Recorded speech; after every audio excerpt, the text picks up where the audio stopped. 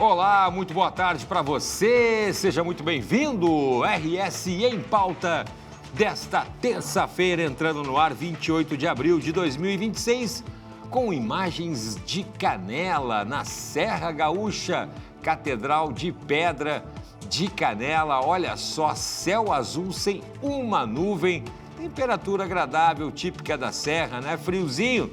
O pessoal que vem aqui do Nordeste visitar aqui o Rio Grande do Sul, acha 15 graus, bota blusão, cachecol. A gente bota uma camiseta de manga comprida, assim, né? Mas continua de bermuda e chinelo de dedo com 15 graus. Brincadeiras à parte, estou falando isso para quem nos acompanha por esse Brasil afora, pelo 575, pela Parabólica Digital Brasileira, com sinal aberto via satélite para todo o país. Seja muito bem-vindo ao RS dessa terça-feira, aqui em Porto Alegre, 17 graus. Também a gente está aí, né, com o tempo aberto aqui na capital também, solzinho agora, meio-dia, bom para comer uma bergamota no sol aí na grama, numa praça da capital. Seja muito bem-vindo. 520 também aí para todo o Rio Grande do Sul, pela Claro TV, para mais de 11 milhões de gaúchos. Tem também aí no nosso canal no YouTube, se inscreve, ativa a notificação, dá aquele legal pra gente. Temos também aí o nosso perfil no Instagram, principalmente com os bastidores aqui da programação. Você pode nos acompanhar também lá no nosso site maspertv.com.br e tem também aí o nosso 99517-1412 para você fazer aquela sugestão de pauta, mandar a sua ideia, se comunicar aqui com a gente. E obrigado pelo Cláudio Andrade, _jornalista, me seguir lá no meu perfil no Instagram, mandar a sugestão de pauta também. Obrigado pelo carinho sempre. O RS dessa terça está no ar.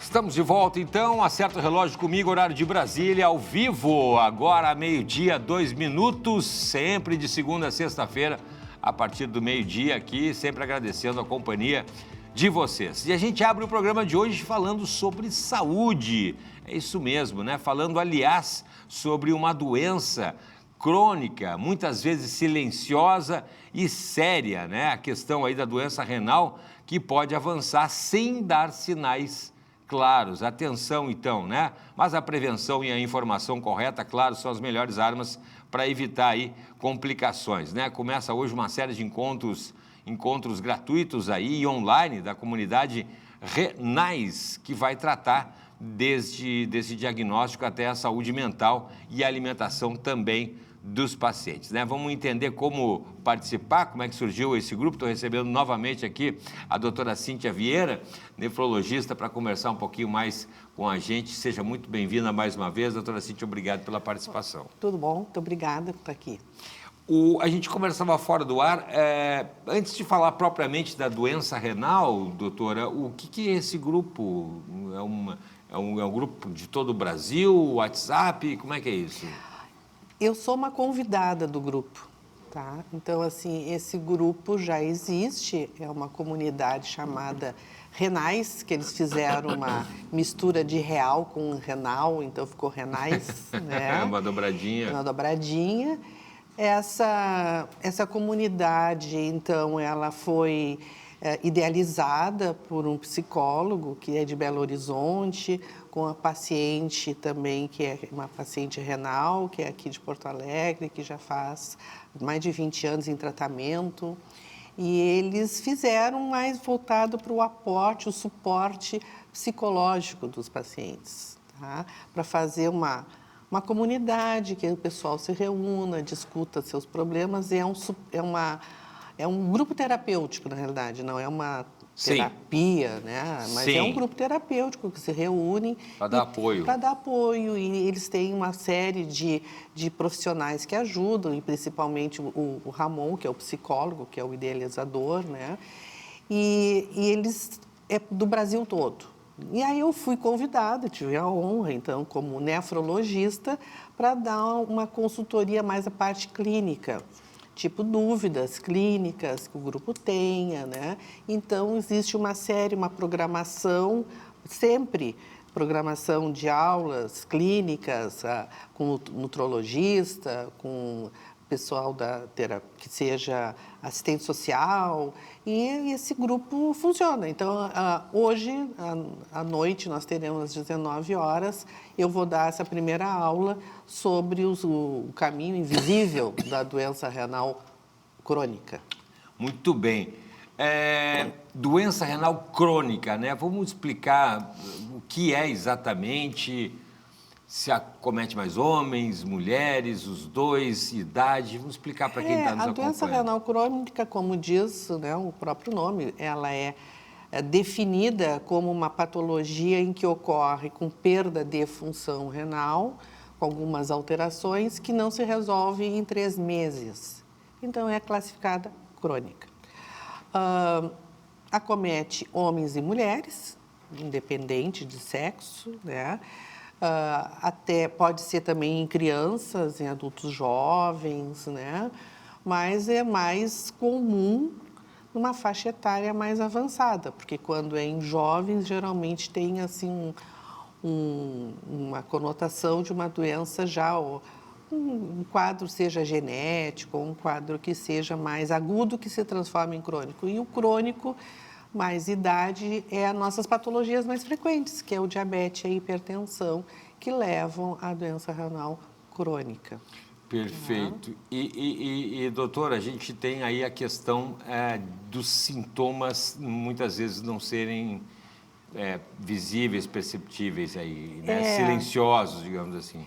Ela é dita, né? Todo mundo se fala que é uma doença silenciosa, porque como é uma doença que vai se desenvolvendo, às vezes, ao longo da vida, quem tem diabetes, uma doença crônica, também uma hipertensão, ela vai se desenvolvendo e os sintomas, a pessoa vai se acomodando com aqueles sintomas, então são meio inespecíficos, como cansaço, fraqueza, diminuição do apetite. Por quê? Existem toxinas que vão se acumulando no sangue que vão dando essas interferências. E a pessoa atribui, às vezes, no seu dia a dia, está cansado, né? Ou está anêmico. Mas existem outros sintomas, como diminuição da quantidade de urina, seja para mais, seja para menos, a cor da urina, que a gente já falou em outros programas, né? Sim. Que tem a proteína na urina, que tem espuma na urina, que tem a dor. Então, aí sim, esses até são mais chamativos. Sim, né? sim. Se eu botar sangue, eu vou sair correndo e consultar, né? Mas esses outros que acompanham a doença, que são às vezes inespecíficos, passam despercebidos. E por isso que se diz que é uma doença silenciosa. Então, quando já vai ter lá adiante uma alteração funcional, ou de laboratório, de um exame, e que já tem essa alteração, nem sabia, né? Nunca foi pedido tal exame e tal. Né? E a questão a gente se fala muito, a gente estava falando fora do ar, da ansiedade, né? Esses dias até estava vendo uma entrevista com o Dr. Rey falando que foi diagnosticado com câncer. E aí, né, um brasileiro que mora nos Estados Unidos, bem-sucedido e tal, e aí o apresentador perguntou, mas e aí, mas da onde? Um médico e tal, câncer no estômago, se não me engano. E ele, pois é, né, sou bem-sucedido, tive uma vida maravilhosa, só agradeço a Deus todos os dias, mas tem um pouquinho de estresse. E aí, o corpo, né, a mente... eu acho que esse é o objetivo, a sacada dessa comunidade. Eles que participam, como são pacientes que são pares, são iguais, Sim. têm o mesmo problema, mesmo as pessoas percebem, não é só o meu rim que está doente, a cabeça interfere nisso. A gente, quando tem uma doença, sofre junto, a família, Sim, né? Todo mundo que está ao redor, claro. né? Então, isso aí é o que tem que ser trabalhado bastante, né? Claro. Não é só a parte assim, clínica, Sim. né? É um medicamento, claro que tudo tem que ser seguido, mas tem que prestar atenção que a pessoa adoece, a cabeça adoece. Né? Claro. E é por isso que essa comunidade ela se apoia nesse grupo têm terapêutico, essa né? questão. As dificuldades, né? E o tratamento, tem vários tipos de tratamentos? Pode chegar a tratamentos que, digamos, sejam agressivos, doutora, até para a pessoa, para o dia a dia, eu digo, para conviver, pessoas com 10, 15, 20 anos convivendo com a doença. Sim. Então, nós estamos falando do ponto de vista clínico, dependendo do estágio que essa doença está, ela também tem abordagens diferentes em cada estágio da doença, seja ela no início, no meio e mais por fim, quando a pessoa já está com esgotamento da sua função renal mesmo, né? Que aí vai ter esses tratamentos mais agressivos, as diálises, pensar em outras coisas, né? Mas, se ela pegar antes, ela vai poder ter algumas abordagens que vai retardar a doença ou, às vezes, até curar. Se ela tiver algum problema que seja estrutural, que tenha algum dano que possa ser corrigido, que seja alguma lesão na via urinária que está levando à piora da função renal, tudo isso pode ser identificado e tratado. Então né? o diagnóstico precoce vale também. Fundamental, Fundamental. Né? E aí eu pergunto a questão, nós já falamos sobre isso, doutora Cíntia, em outras entrevistas, a questão dos exames, né? Sim. Se fala muito a questão do próprio SUS, né? Exames de rotina, exames de sangue, exames de urina.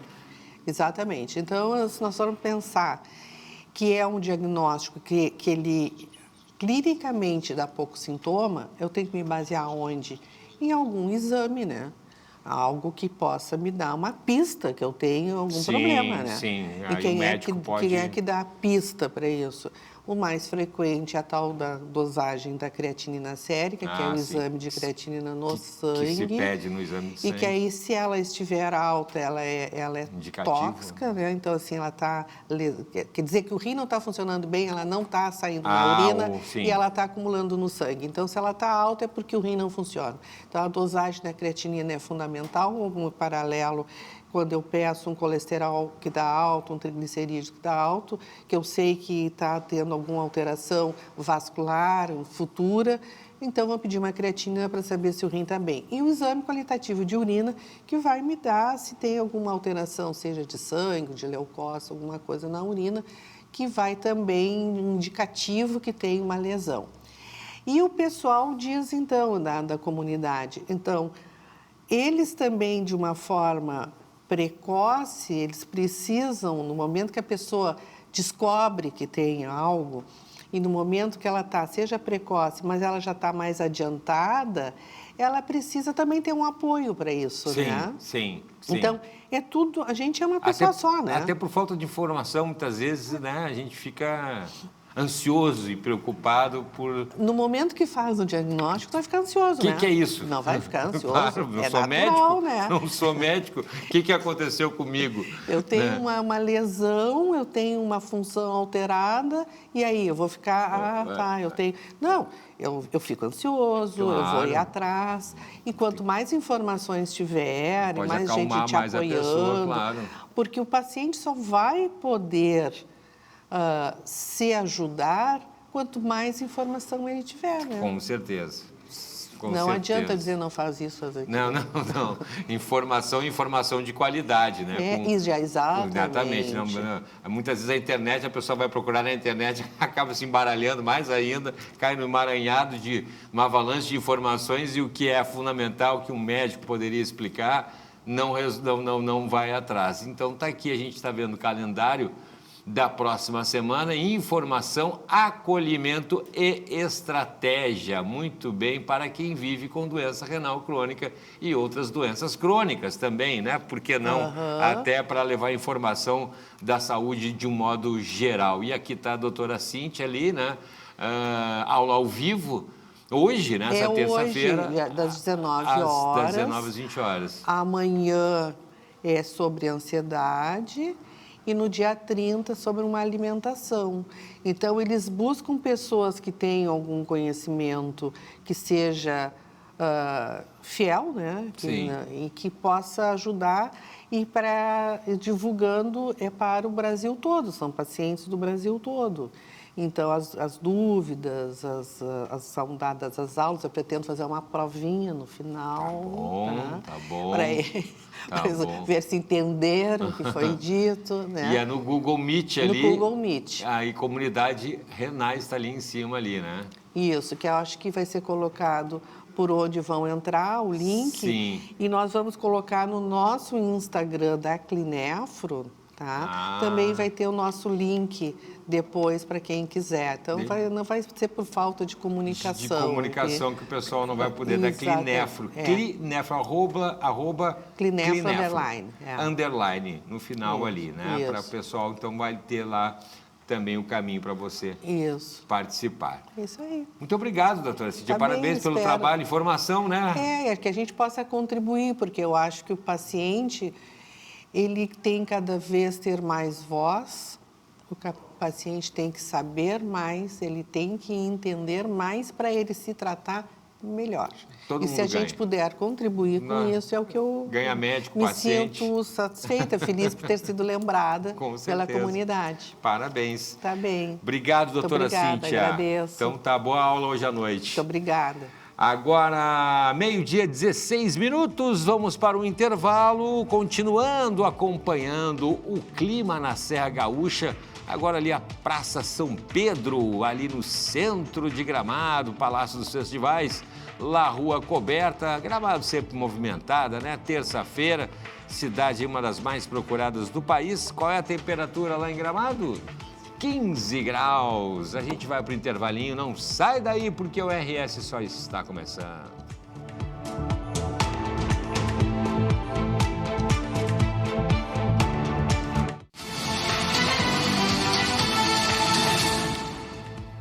RS em Pauta de volta nesta terça-feira, temperatura na capital em 17 graus, céu azul, tempo limpo em Porto Alegre, temperaturas mais baixas. Agora o outono deu as caras aí depois de uma chuvarada no final de semana, as temperaturas caíram. Seja muito bem-vindo você que está se conectando agora aqui na Masper TV no RS em Pauta. 12:21, a gente segue falando sobre o mundo dos negócios, isso mesmo que está cada vez mais complexo aí, né? E muitos líderes acabam se sentindo carregando aí o mundo nas costas, né? E é verdade mesmo. A gente, muitas vezes, até não sabe para onde correr, né? O cara tem que prestar, tem que ser o gestor, tem que prestar assistência psicológica, tem que estar por dentro das mudanças da legislação, questão tributária e por aí vai, né? E aí, para que lado correr? Estou recebendo novamente aqui o Bertrand Filomena, né, que está trazendo aí uma obra muito bacana para justamente ajudar nesse sentido. Bertrand, seja muito bem-vindo, obrigado pela participação. Maravilha, mais uma vez aí, já estou virando sócio do programa, mas sempre trazendo novidades, né? É verdade, é verdade. Atlas da Gestão, olha aqui, vou mostrar aqui, ó, o Atlas da Gestão, mapa completo para a gestão de alta performance. Estava vendo aqui, descrito de uma maneira muito clara, né? Por exemplo, decidir o que não fazer é tão importante quanto decidir o que fazer, né?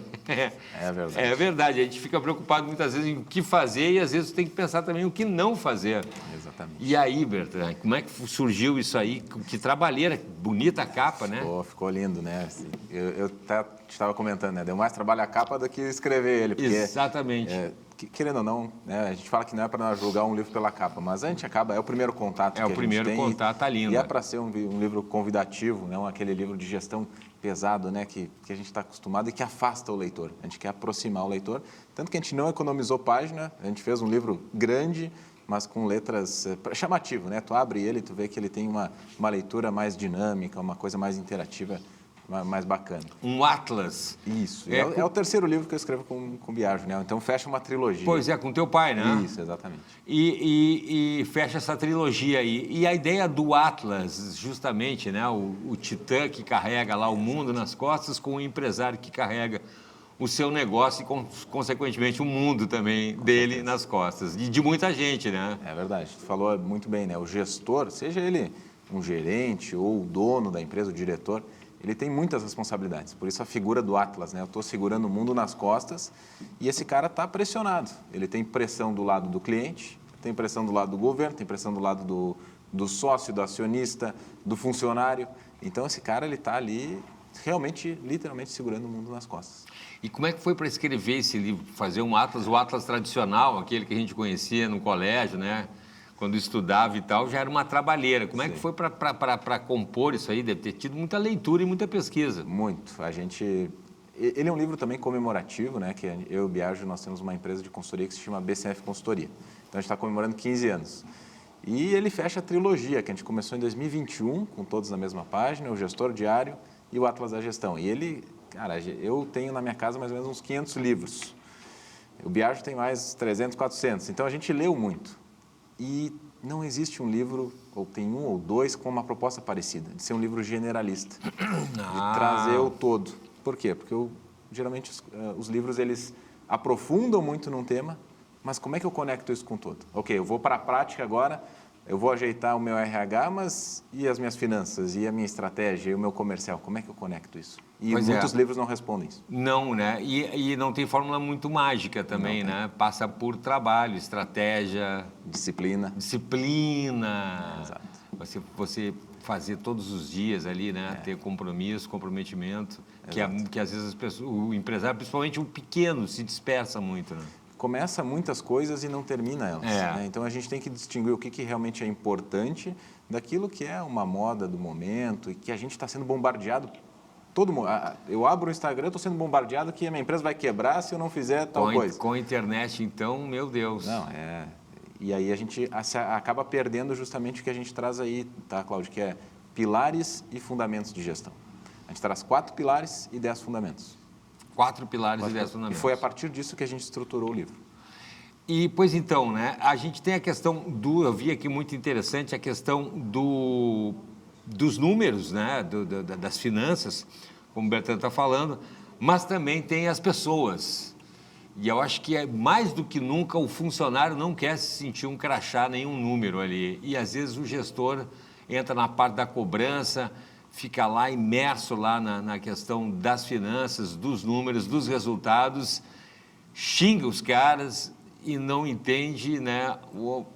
A psicologia não adianta, não mudou isso, né? Por isso que eu comentei dos 4 pilares. Estratégia, finanças, pessoas e processos, que daí ele forma... Coloca pessoas específicas num dos pilares. Exatamente, são 4. Estratégia, finanças, pessoas e processos. E a gente montou o que a gente chama de modelo do diamante da gestão de alta performance. A gente conecta todos esses pilares por meio de fundamentos. E ele forma como se fosse um diamante, né? Fica um losango como parecendo um diamante. E a gente tem que conectar, né? Finanças e pessoas a gente conecta por meio de metas e produtividade.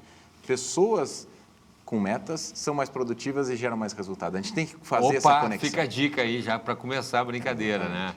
Metas, né? Às vezes a pessoa não sabe aonde quer chegar e aí vai chegar como, se não sabe nem o que ela quer fazer. E aí, todo esse contexto, tem que ter um processo bem ajustado, ou um processo em melhoria contínua, porque ele nunca vai estar redondo 100%, sempre as coisas vão estar mudando e melhorando, e eu tenho que ter a estratégia, saber por que eu estou fazendo isso. As pessoas estão demandando esse porquê.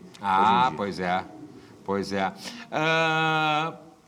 Fechando a trilogia, então, né? O outro, eu gostei do outro, de uma das obras que tu veio trazer aqui, foi o Todos na Mesma Página. Eu trouxe o Gestor Diário. Gestor Diário. De 2024. O Gestor Diário. Todos na Mesma Página foi o primeiro. Foi o primeiro. Pós-pandemia. Pós-pandemia, né?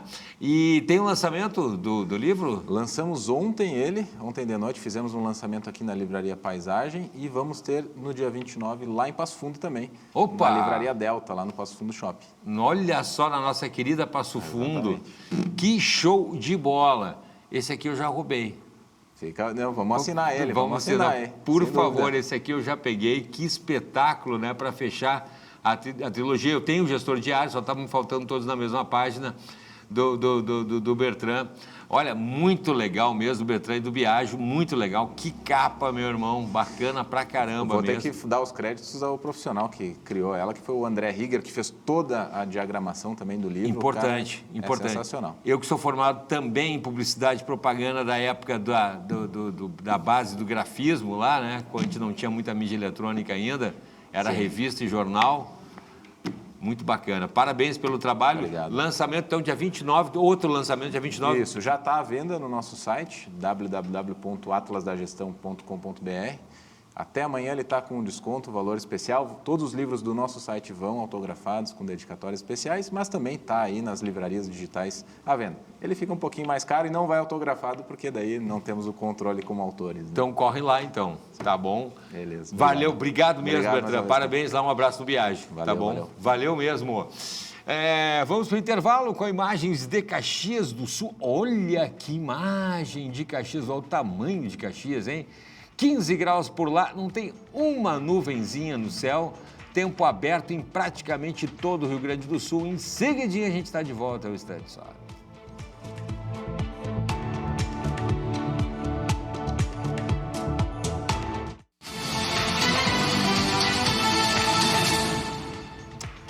RS em Pauta de volta agora, meio-dia, 33 minutos, temperatura em 18 graus na capital dos gaúchos. Seja muito bem-vindo pelo 575 para todo o país, 520 aqui para o estado e na plataforma digital de sua preferência. Olha aqui, ó, assunto bacana agora, viu? Porque o Rio Grande do Sul acaba de conquistar um Oscar da inovação na saúde. Estou falando do Hospital Ernesto Dornelles, que foi premiado internacionalmente por um projeto que permite que diferentes hospitais compartilhem informações clínicas, isso de forma segura, né? E a gente vai entender como essa tecnologia gaúcha está salvando tempo, né? Evitando exames desnecessários e colocando o paciente de fato aí, né, no centro do cuidado. A gente segue falando sobre saúde. Estou recebendo o gestor de projetos de inovação do Hospital Ernesto Dornelles, Geraldo Aguiar, para conversar com a gente. Geraldo, seja muito bem-vindo, obrigado pela participação e já parabéns adiantado. Muito obrigado. É uma satisfação estar aqui e poder compartilhar um pouquinho desse projeto que a gente construiu em colaboração. Que maravilha! Inovação, como é que é isso exatamente? Para o pessoal, eu já dei uma introdução ali, mas como é que vai funcionar, como é que está funcionando já, né, na prática, Geraldo? Falar um pouquinho de como foi construído esse prêmio, né? Esse prêmio ele vem, o nosso Centro de Inovação e Tecnologia em Saúde do Hospital Ernesto Dornelles, ele se inicia lá em 2019, onde o Ernesto começa a construir a sua base de inovação, a sua construção de maturidade através do reconhecimento interno, através dos gestores e das iniciativas. E nessa construção, um dos pilares estratégicos que nós tínhamos era melhorar a saúde da população. E aonde a gente colocou como premissa a questão da interoperabilidade, que foi oriundo, né, que foi originário ao prêmio. Então, essa questão de interoperabilidade, ela nasce já nessas primeiras ações, lá em 2019, mas nessa questão de colaboração e complementariedade que o Ernesto já trabalha desde esse tempo, a gente evoluiu as nossas ações. Construímos uma parceria com o Tecnopuc, com o BioHub, com a Tecnopuc, com o Hub de Inovação, né, o Hub de Inovação em Saúde, o BioHub do Tecnopuc, e construímos de lá para cá já alguns projetos, e um deles a gente conseguiu tracionar a partir de 2022 com esse foco, né? Integração de dados para poder melhorar a saúde, né? Uma integração de prontuários, informações clínicas dos pacientes, para que a gente consiga melhorar o atendimento e melhor desfecho para os nossos pacientes. Então, e isso, né, resulta em, além da questão da otimização do tempo, também de recursos também, né? De recursos. Hoje se perde muito tempo, as operações hospitalares se perde muito tempo nessa busca de informações. Sim, né, cruzando dados. Tu pode observar que tem, e é ruim dizer isso, mas tu observa a paciente com as suas sacolinhas de informações, de exames. É verdade. Então, é uma composição de necessidades, e esse paciente muitas vezes não leva, e essa informação ela vai se perdendo ao longo do tempo. Eu só imagino, né? E é verdade, né? Aí você vai com os exames antigos para mostrar o que você estava tomando, até o próprio SUS, carteirinha, né? E aí, imagina o tempo. Então, essa necessidade de integração, ele é a base do nosso projeto hoje de integrabilidade, onde a gente está integrando 4 instituições de saúde através do seu prontuário eletrônico, de uma forma segura, de uma forma controlada. Dados sensíveis, né? Com a lente do LGPD também, com equipes trabalhando para isso. Mas é importante colocar que o objetivo principal é uma unificação de informações para uma tomada de decisão mais segura para o médico e para as equipes assistenciais, mas principalmente, né, que isso diminua essa operação interna das instituições e que esse profissional de saúde possa ter mais tempo com o paciente e não trabalhando com informações. Justo. Isso... Inclusive, na faculdade de administração, se não me falha a memória, existe um curso de administração hospitalar específico, né? Específico para isso também, que trata essas linhas. Para isso. Né? Não, porque a complexidade dos hospitais, né? Existem os médicos, mas se os médicos ficarem administrando junto ao hospital, você vai acabar perdendo tempo em relação aos pacientes. E aí a gente entra com essas atualizações. A questão do projeto, né, que une outras instituições, isso eu achei muito bacana também, né? Que instituições são essas? Esse projeto ele se torna único e de uma forma a gente fala com muito orgulho, que a gente pôde aproximar instituições que teoricamente são concorrentes, porque estamos na saúde, mas com um propósito. Então, estamos falando aí de grandes instituições. Hospital Mãe de Deus, Hospital São Lucas da PUC. Opa! Unimed Porto Alegre. Olha aí. E a parceira de tecnologia que faz essa integração tecnológica, que é a startup Sisqualis.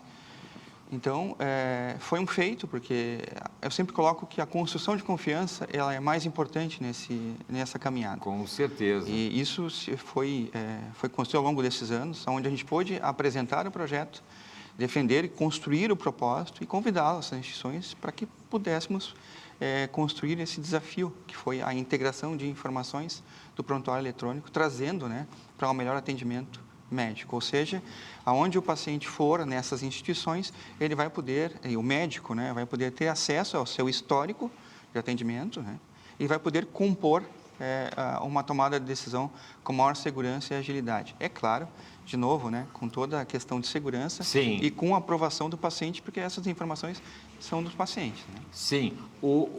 Por exemplo, para quem está em casa nos acompanhando, Geraldo, na prática, o sujeito, o paciente ao chegar numa emergência, o médico vai ter o prontuário de atendimentos feitos, inclusive, em outras instituições. Exato. No momento que o paciente dá entrada na emergência, ele já autoriza o acesso às suas informações, o médico presta os seus primeiros atendimentos ali e faz o acesso ao sistema. E esse sistema, através dessa integração, desse barramento de dados, ele vai procurar informações nas outras instituições parceiras e vai trazer aquele histórico, de informações anteriores, comorbidades e coisas nesse sentido, o que vai facilitar e agilizar a tomada de decisão do profissional médico e das equipes assistenciais. Também cabe colocar aqui, não é só... é uma composição de atendimento. Enfermeiros e tal, técnicos.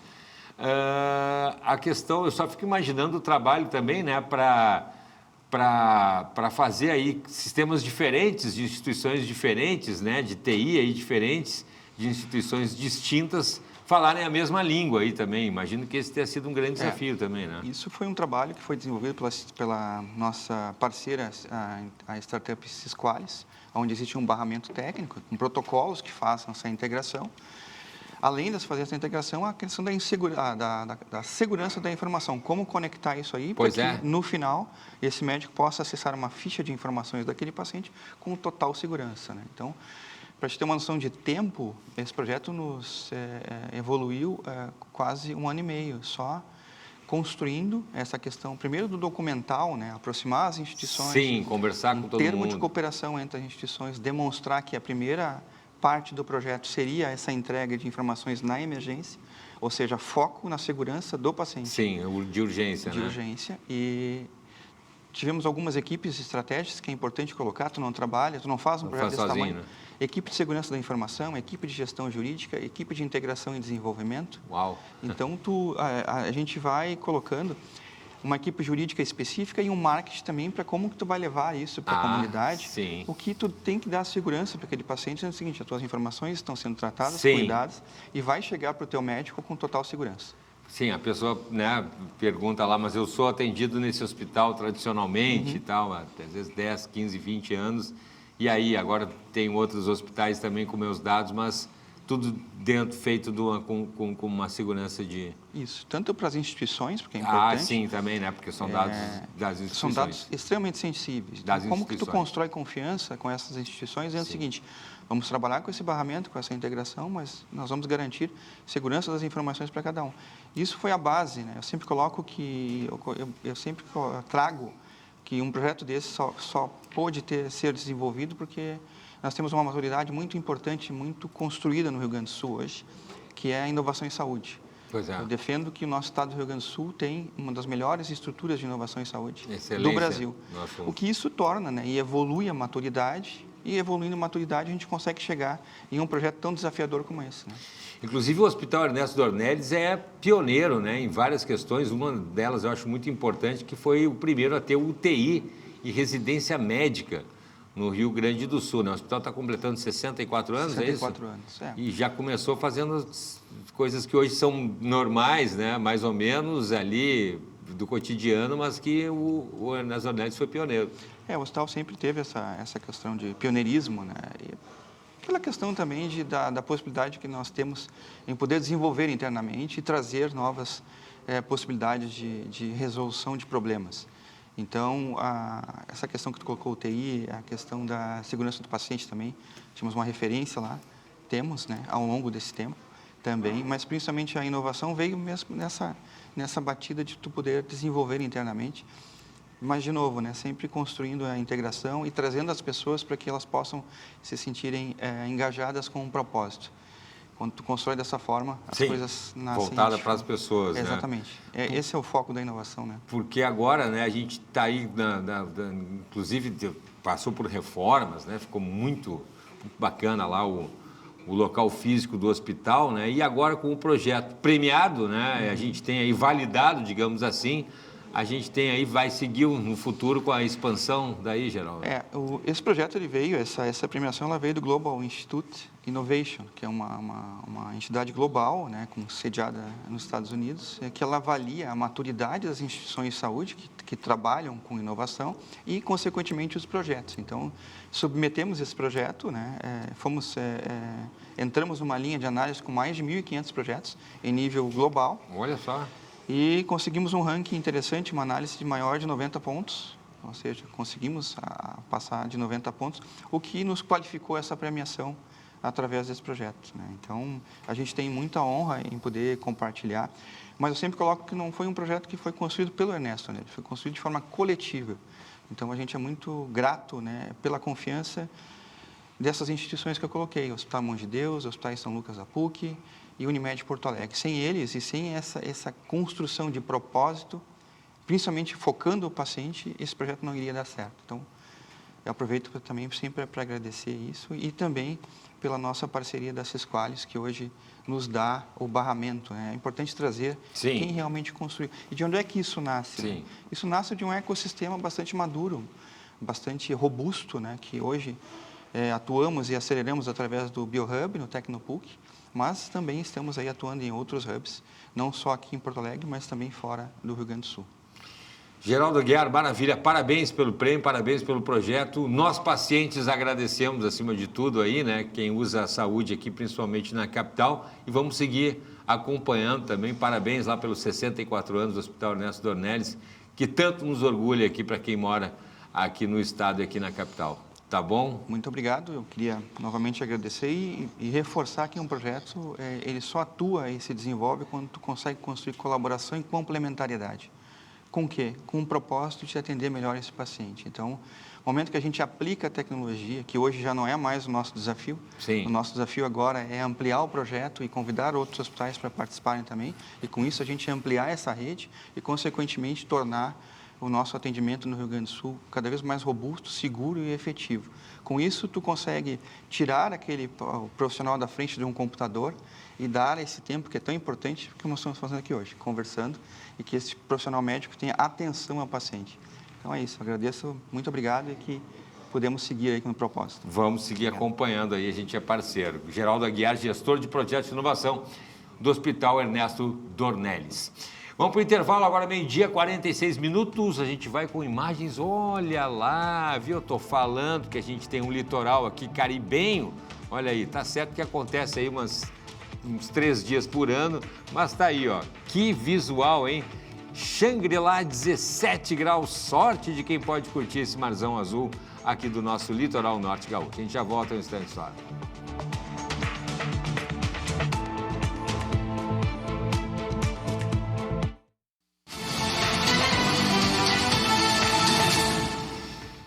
Muito bem, RS em pauta de volta, agora 12h51. Seja muito bem-vindo se você se conectou agora aqui no RS em pauta, sempre ao vivo de segunda a sexta-feira, com você a partir do meio-dia.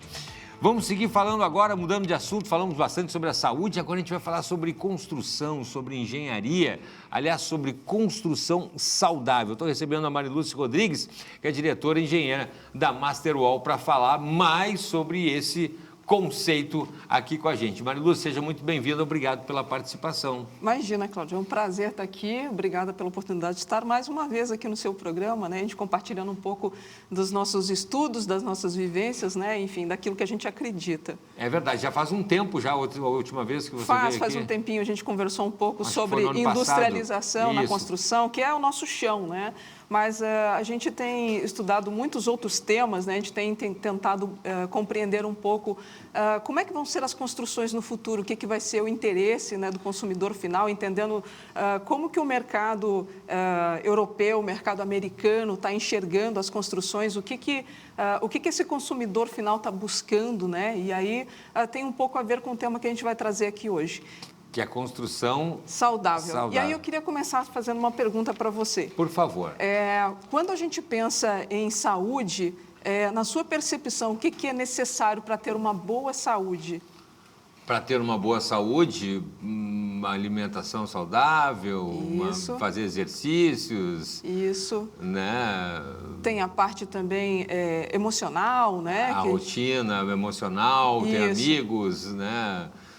Não se estressar. Exato. Normalmente é isso que faz parte do pacote, né, da saúde e do bem-estar na concepção das pessoas. Mas uma coisa que eu também não sabia, mesmo sendo da área da construção, e eu comecei a entender um pouco melhor sobre esse conceito em 2020, quando a gente passou por toda a pandemia, é entender como que o ambiente construído ele interfere na nossa saúde e no nosso bem-estar. Então, assim, é importante a gente entender que não existe ambiente neutro. Ou o ambiente ele está nos ajudando a promover a nossa saúde e o bem-estar, ou ele está piorando a nossa saúde e o nosso bem-estar. E esse entendimento de que o ambiente construído ele interfere na nossa saúde, ele não é novo, né? Então, já na medicina, no século XIX, já tinha esse entendimento de que, por exemplo, que a ventilação, que a iluminação interferia na recuperação dos pacientes. Mudou a temperatura ontem, eu estava vendo a ventilação cruzada, que se chama, né? Aí você tem um imóvel lá, um apartamento, que uma parte do imóvel ali da janela fica virada para um lado e a outra parte, por exemplo, fica virada para o outro. No caso lá do que eu estou morando, a janela da sala fica virada para o sul, onde entrou essa frente fria. E aí ela percorre a sala e se você deixar a janela lá da área de serviço aberta, você está na cozinha e está ventando, está tudo voando na cozinha. E é maravilhoso isso. E é uma coisa que eu comecei a ver depois que eu comecei a conversar com você e com engenheiros. O que é a tal da ventilação cruzada? Iluminação nem se fala, então, né? Você abrir a janela e dá de cara com uma parede. Na perspectiva da habitação saudável, né, quando a gente fala dessa ventilação, é uma ventilação que permita a troca do ar, né? Imagina! Porque um dos itens mais importantes, dos pilares mais importantes dentro desse conceito de construção saudável é a qualidade do ar, né? Imagina! E, então, assim, lá por 1960, 70, começou a surgir uma visão mais holística sobre o tema, né? Porque daí a gente começou a trazer vários campos do conhecimento para isso, né? Juntando várias comprovações científicas, a gente começou a reunir isso num conjunto de temas para poder definir o que é essa construção saudável. Eu vou dar alguns exemplos aqui. Então, a gente começou a falar da ventilação, né? É importante que exista essa troca de ventilação, então que a casa propicie. Fique agradável. Essa troca de ventilação. Um tema super importante é a questão da iluminação. Isso é fundamental. A boa parte dos cômodos, eles deveriam receber a iluminação natural. Você já sentiu, Cláudio, como é que é triste uma casa que não recebe muita iluminação natural? Fica carregado. Fica carregado, né? Então, assim, é desejável que boa parte dos cômodos receba a iluminação natural. E aí, olha só que interessante, a gente também usa no conceito da construção saudável, a iluminação artificial, é desejável que a gente consiga ajustar a intensidade e a temperatura para que ela possa replicar a iluminação natural. Ah, perfeito, aquela coisa da luz branca. Isso, exatamente. A luz mais amarelada. Exato. Isso para que a gente possa regular o nosso ciclo circadiano, que é o nosso relógio biológico, né? Olha só, uma pessoa das exatas, né? Falando sobre uma questão mais humanística. As coisas estão muito misturadas. Né? Então, assim, o nosso relógio biológico, ele regula o nosso sono, os hormônios, a nossa energia, o nosso humor, e isso tudo está muito vinculado com a iluminação. Então, por isso que muitas vezes as pessoas falam para a gente não usar o telefone à noite, porque a gente começa a receber estímulo, aquela luz azul. Isso acaba interferindo na produção da melatonina, e aí a gente não vai ter um sono tão reparador, então por isso que é tão importante. Então, a gente tem a questão da psicologia do ambiente, né? Como que o layout interfere na nossa percepção de bem-estar. Sim. O layout, ele interfere se as pessoas vão conviver mais ou se elas vão viver mais isoladas dentro de uma casa. Então, a gente está trazendo uma visão mais humana para as construções, como um todo. Quer ver um exemplo clássico? Normalmente, nos empreendimentos, seja comercial ou residencial, a gente tem um hall de entrada muito bonito. Isso. Muito bem decorado. Isso. Mas, via de regra, seja no local de trabalho ou seja na nossa casa, o usuário entra por onde? Pela garagem, né? Ele entra pela garagem. Carro, ele quase não acessa o hall de entrada. Ele entra não. pela garagem, que normalmente é um lugar frio. É verdade. É um lugar confinado. É verdade. Muitas vezes tem até um cheiro de mofo, digamos assim. E a parte da frente, o sujeito não... Que é bonita, a gente não entra. Mas olha só que interessante. Aqui em Porto Alegre tem muitos empreendimentos de alto padrão, que já estão atentos para isso, né? Então, eles já estão humanizando mais esses locais, né? Então, as garagens, elas recebem mais iluminação, elas recebem decoração. Alguns a gente até chegou a executar recentemente sancas de iluminação indireta. A gente está embelezando na garagem. Olha aí. Para que a gente diminua essa sensação de confinamento, né? Enfim, de desconforto, né? Então, a gente trabalha, por exemplo, o uso de plantas. E o que eu acho muito bacana dentro desse conceito de construção saudável, que nada é por acaso, tudo tem um propósito, né? Então, por exemplo, as plantas que a gente usa, muitas vezes elas são plantas que elas vão servir para o consumo, por exemplo, ervas, né, que a gente produz para preparo da nossa própria comida, algumas árvores de pequeno porte que são frutíferas, né, ou mesmo algumas plantas como, por exemplo, o antúrio ou a era, que elas ajudam a purificar o ar. A parte dos materiais também é muito importante. Eu ia perguntar a questão dos materiais. Né? A parte dos materiais é bem importante porque hoje na construção a gente tem muitos materiais que eles trazem muitos compostos químicos, né? E esses compostos, eles ficam emitindo gases que são prejudiciais para a nossa saúde, que a gente chama de compostos orgânicos voláteis, formaldeídos, né? Então, eles ficam ao longo da vida útil emitindo pequenas quantidades, mas ficam emitindo, né? E, então, é desejável, é lógico que existem parâmetros, né, que limitam, assim, o que é saudável dentro desse limite, mas é desejável que a gente procure, dentro dessa perspectiva, trabalhar com materiais mais naturais possível, né, dentro desse conceito de casa saudável. E aí eu te pergunto, Cláudio, qual que seria o ambiente mais importante da casa nessa perspectiva? Olha, pergunta difícil, Eu diria que talvez o quarto de dormir. O quarto de dormir, perfeito. Viu? Perfeito, é o quarto de dormir. É aquele refúgio ali, o refúgio do refúgio. O quarto de dormir é o nosso templo de restauração. Isso aí. Né? É onde a gente se regenera. Tem que ter qualidade, né? E olha só que interessante, a gente tem observado no mercado imobiliário um boom de estúdios. Os estúdios, eu estava vendo agora, inclusive me convidaram para um lançamento ali no Parque Germânia, ali, um lançamento de uma incorporadora do menino, que vai criar no Menino Deus, só de estúdios. Só de estúdios. O que é para o pessoal que não ainda mais jovem há mais tempo, que não sabe o conceito do estúdio? Os estúdios é o JK, não? Talvez a gente possa chamar do antigo JK, mas é um apartamento compacto. Os ambientes são integrados. Isso. E aí, por exemplo, nesse conceito, o quarto ele acaba virando escritório, junto ali, ele acaba virando sala de estar. E é impressionante. Muitas vezes ele tem lá um frigobar. E como fica bonito. Fica bonito, é verdade. Para hospedagem, ok. Para moradia e trazendo para a perspectiva da saúde, desse conceito da saúde nas edificações, a gente tem algumas ponderações. Então, por exemplo, duas coisas que são importantes para a gente ter uma boa qualidade de sono. Primeiro, a gente ter uma qualidade acústica do ambiente, né, uma boa qualidade acústica. E à noite o ideal é que a gente tenha, isso até é uma dica para quem está em casa, né, quiser fazer algumas adaptações trazendo essas premissas da construção saudável. Primeiro, a gente garantir uma boa qualidade acústica e segundo, a gente garantir que a gente não tenha nenhuma exposição à luz, né, que a gente tenha um breu completo dentro do quarto na hora de dormir, né, nenhuma luz. É verdade. Isso porque é muito interessante. Embora a gente já tenha evoluído, tem uma parte primitiva do nosso cérebro que se comporta como na época das cavernas. Então, por que é prejudicial para o nosso sono esse estímulo luminoso e essa exposição ao ruído, né? Porque tanto um quanto o outro ativam o nosso sistema de luta ou fuga. E isso produz cortisol no nosso organismo. É verdade. Então, em vez de eu estar produzindo melatonina e fazendo um sono reparador, eu estou produzindo mais cortisol. E é interessante que muitas vezes eu estou dormindo, mas a questão é que esse estímulo impede que eu entre em estágios mais profundos do sono. Então, por isso que muitas vezes a gente acorda de manhã com a sensação de cansaço. Né?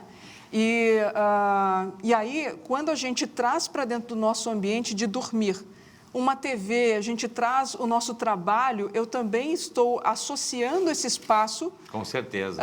Com outras atividades que não a do sono. Então, isso também interfere na forma como a gente lê esse ambiente. Sensacional! Olha, pauta feita agora, antes de a gente entrar no ar, né? Construção saudável, né? Que conceito bacana. A gente tinha falado tem muita coisa para falar, tem drywall para falar ainda, Sim. que a gente já comentou.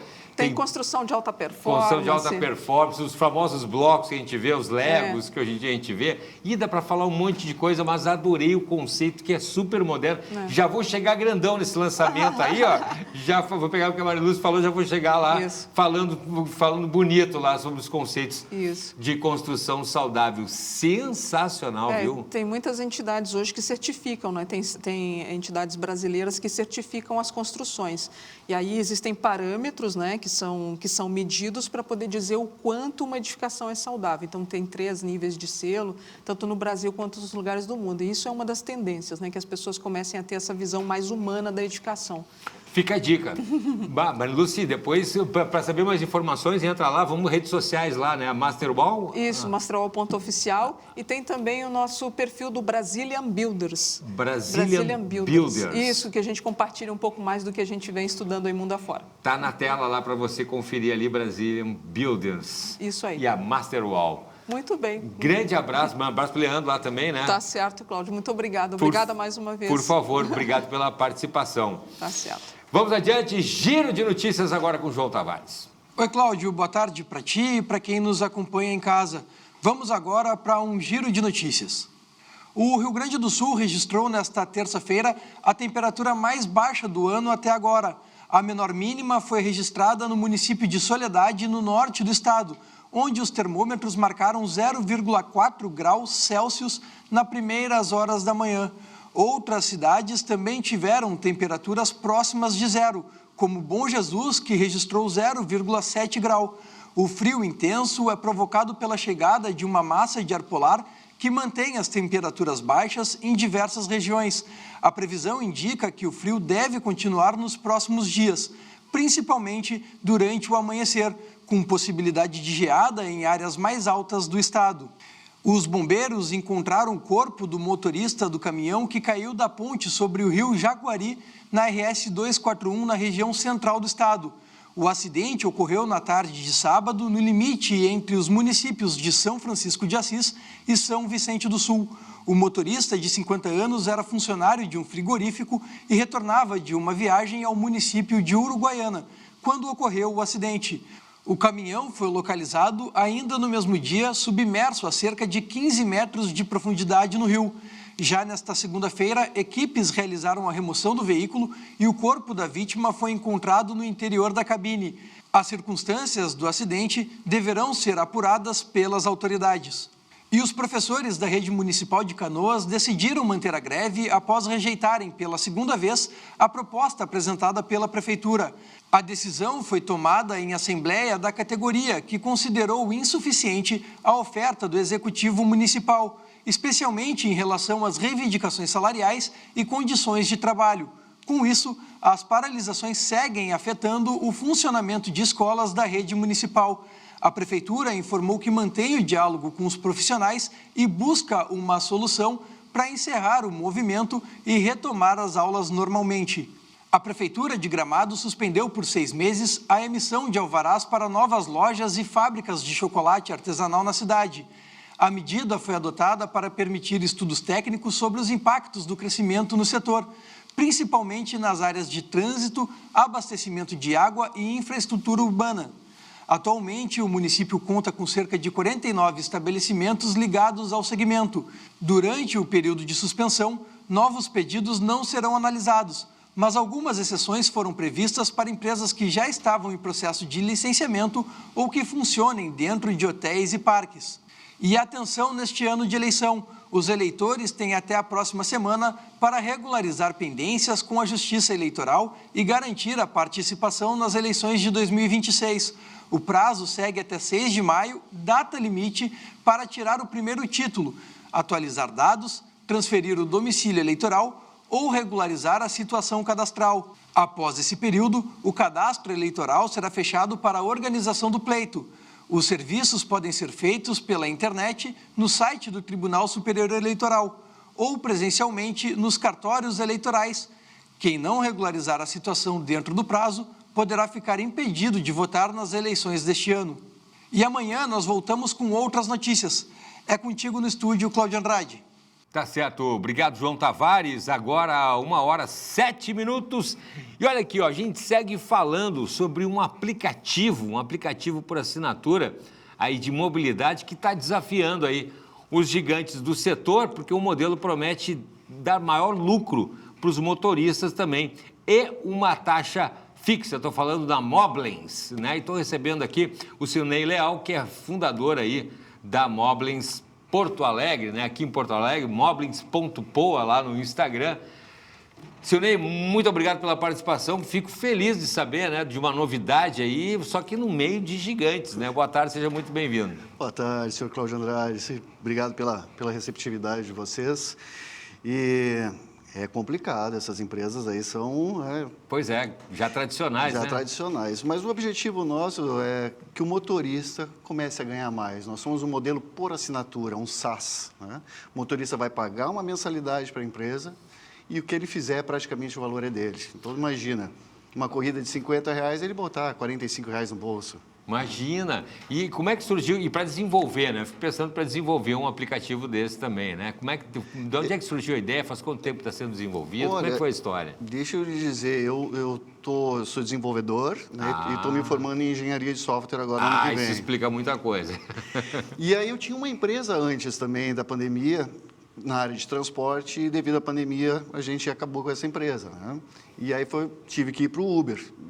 Virei motorista de Uber. Você virou motorista de Uber? Virei motorista de Uber e comecei a verificar, poxa, olha como é que é essa situação, né? Os motoristas trabalham bastante, várias horas, 12 horas, 14 horas, e o rendimento fica com 20, as empresas ficam 25, 35, 40% do valor, né? Eu digo, cara, tem que mudar isso aí, tem que ver uma nova forma de chegar mais longe, que é o nosso slogan, né? Uma nova forma de chegar mais longe. Isso, ver uma maneira para que a gente consiga fazer com que o motorista ganhe mais. E não adianta, né? Uma plataforma fala uma coisa, outra fala uma coisa, mas é mais ou menos ali a mesma situação, uma promete, né? Mais vantagens ali, mas não adianta, né? Realmente tem amigos que fazem ali, né? Mais ou menos o mesmo modelo, né?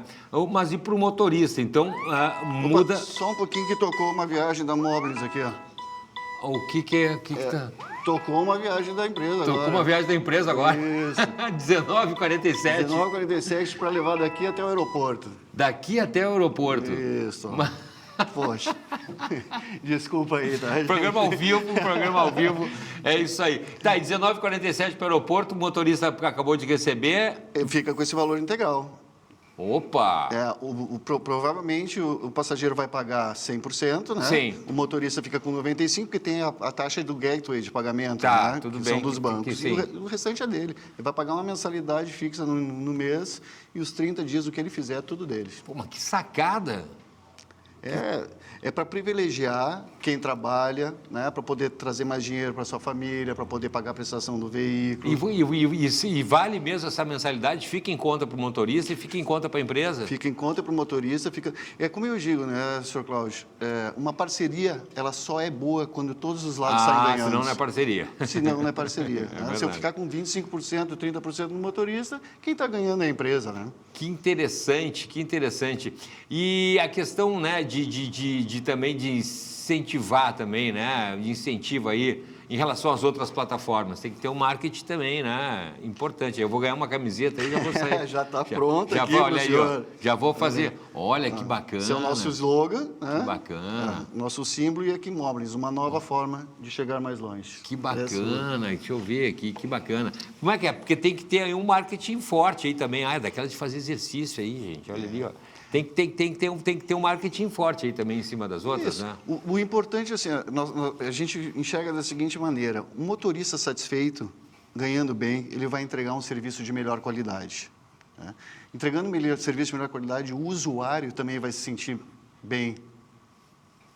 Todo mundo ganha. Todo mundo ganha, o famoso ganha-ganha. Né? Quando um ganha bem, o outro também. Então, esse é o princípio. E quanto às campanhas, nós vamos fazer, assim, campanhas para os usuários, né, de cupom de desconto, para baixarem o aplicativo e começar a utilizar esse serviço. E a questão, por exemplo, do tipo de veículo também, que é uma preocupação de quem está entrando aí, né, para fazer, você já foi aí, né, motorista de aplicativo, o pessoal fica assim, os mesmos parâmetros também do carro, da pessoa ter carro. Hoje em dia tem os carros elétricos aí, né, como a gente tem visto, que não é nem do motorista, né, também outras empresas ali de aluguel de veículos, né, também os parâmetros são os mesmos ali? Sim, os parâmetros são os mesmos, né? Vamos iniciar com esses modelos. Nós temos na Moblins, nós temos o Mobs, né? Que é o Mob Z, o Select, né? E o Premium. São as 3 categorias que nós vamos iniciar, cada um com seus respectivos veículos e anos, tudo. Determinado, e a questão das assinaturas também. De assinatura também, conforme o modelo do veículo, a categoria vai ser o valor da assinatura para ele. Eu não conheço muito, mas eu imagino que o maior desafio daí, né, engenheiro de software daí, tenha sido justamente montar o aplicativo. Não é fácil, não é. Ele é bem complicado, envolve bastantes APIs externas, envolve bastante consultas a outros locais. A gente fez com bastante segurança, quero fazer fizemos um aplicativo com segurança quase estilo bancário. Pois é, né? Então, tem isso. Para verificação no motorista também, antecedentes criminais, sim, tem todo um procedimento. Sim. Aí tem uma grande diferença, por nós sermos uma empresa por SaaS, nós vamos emitir nota fiscal para o motorista. Opa, isso eu não tinha visto. Isso, o motorista vai lá, vai pagar a assinatura dele como se fosse o Netflix, como se fosse... Vai receber a nota fiscal sobre contratar o serviço da Moblins, né, que é um software. Que daí já para ele também, para fazer outras coisas, financiamento, né, buscar crédito no mercado, ele já tem ali um papel físico, que eu acho que é o grande problema dos motoristas de aplicativos é essa questão dessa relação comercial que não é muito definida, né? O valor da nota fiscal que ele vai receber é referente ao valor da assinatura. Né? Claro, da assinatura. Então, quer dizer, ele tem um contrato de assinatura. De assinatura com uma empresa de mobilidade. Olha, sensacional. E aí o pessoal que está nos acompanhando, o motorista principalmente, e o usuário, obviamente, também, né?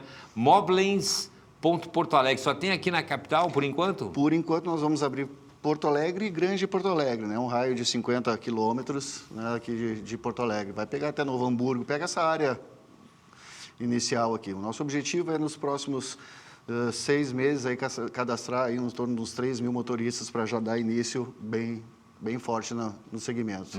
E pedir auxílio para os motoristas, né? Pois é, né? Isso é muito importante, que os motoristas digam assim, olha, por favor, baixem esse nosso aplicativo da Moblins, que para nós é muito mais rentável. Sendo mais rentável para a gente, claro, o usuário também vai ficar bem mais satisfeito. Olha, Silneia, eu não sei, viu, mas eu acho que não tem por que o sujeito não ir por esse caminho, né? E aí eu conheço muitos amigos de aplicativo e a queixa é essa. É na marca que a gente teve agora, por exemplo, mesmo que o sujeito tenha um carro elétrico ali, né, a gente sabe que para comprar o veículo ou para alugar o veículo é um custo muito alto. E os tradicionais, a questão do combustível, né? Que não para de subir, não tem como. E a manutenção, é tudo caro. Tudo caríssimo. Tudo caríssimo. Quando vê, não sobra nada para o motorista. É verdade. Né? A queixa essa tem sido muito grande, inclusive que era uma grande alternativa, tem sido aí um motivo de desistência, mas agora com a Moblins você vai praticamente ficar 100% com o valor da corrida. Parabéns, viu? Muito obrigado. Poxa vida, que coisa, que sacada. Vamos seguir acompanhando o Silney. Olha aqui, ó, entra lá, moblins.poa, simples assim, né? Para você aí realmente mudar de vida para os usuários também, né? E os motoristas, tá aí uma oportunidade. Parabéns, vamos seguir acompanhando, tá bom? Muito obrigado. E tem novidade chegando também, viu? Vai trazer aqui para nós. Tem mais uma funcionalidade que nós vamos implementar aí que não existe no mercado. E depois tu vai mostrar aqui pra gente. Com certeza. Jornalista gosta de novidade. Tá marcado. Tá bom, então. Valeu. Obrigado, Silney. Parabéns mais uma vez. Parabéns a você aí de casa também por nos acompanhar. A gente vai ficando por aqui. Uma ótima tarde, excelente noite. Amanhã, meio-dia, a gente se encontra aqui. Até lá.